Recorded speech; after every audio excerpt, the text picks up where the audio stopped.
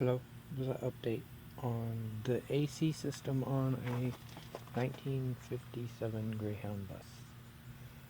And this is apparently the original AC system. Let's get back out. So it's right behind the the driver's side. It has a hinge. Mine is broke off, so you can swivel, like move it out. Then in here it's hydraulic driven, so we have the solenoid wires for the hydraulic engagement basically. Then the hydraulic will drive the fan and the compressor. Not sure where the fan goes, but it might go up through the floor. Here is the plate if you want to screenshot it.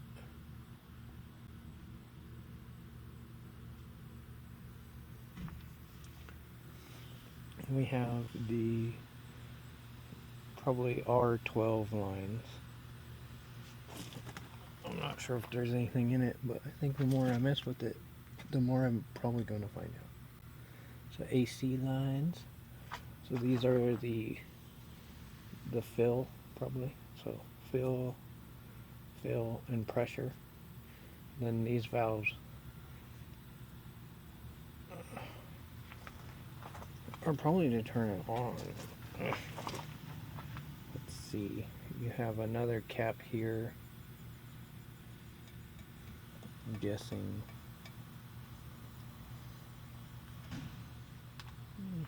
Yeah, I'm not sure. Probably check the pressure. The tank has a little sight glass in it. So does the compressor. It has two different fittings here.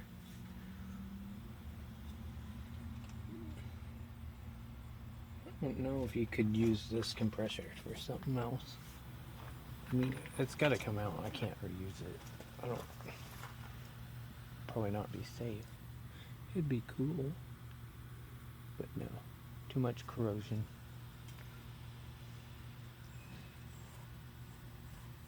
I feel like if I wash this, then it'll start leaking.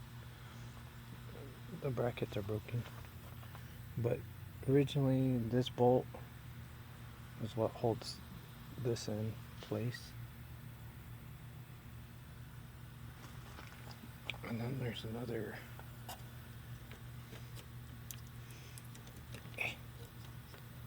wire out of the way. Another plate. I think these are the ducts.